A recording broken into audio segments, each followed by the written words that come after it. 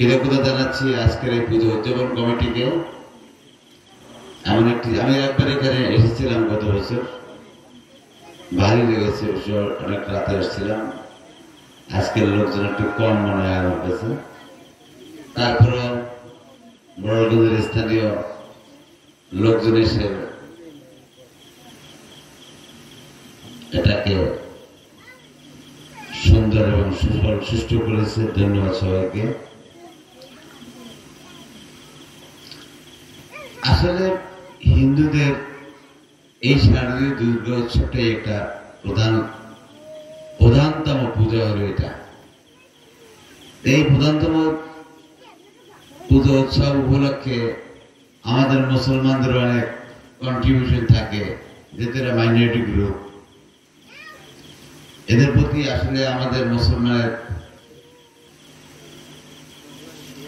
কোন ধরনের খারাপ সিদ্ধান্ত, খারাপ চিন্তা, খারাপ ভাবনা আমাদের মুসলমানের ভিতরে নাই।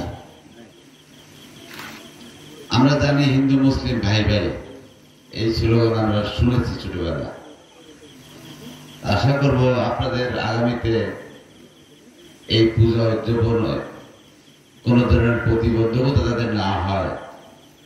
স্থানীয় প্রশাসন আপনাদেরকে আশ্বস্ত করেছে যে আপনারা নির্বিঘ্নে এটা করবেন। আপনাদের এটার প্রতি কারো কোনো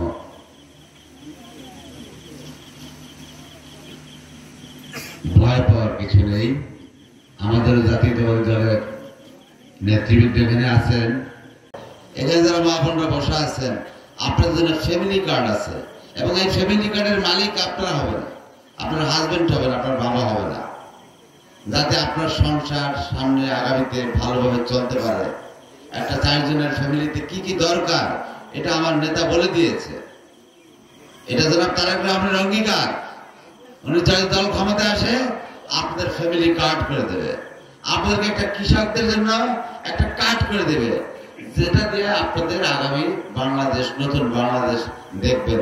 আপনারা ভালোভাবে চলতে পারবেন, আপনারা স্বাবলম্বী হবেন, আপনারা ভালো থাকবেন।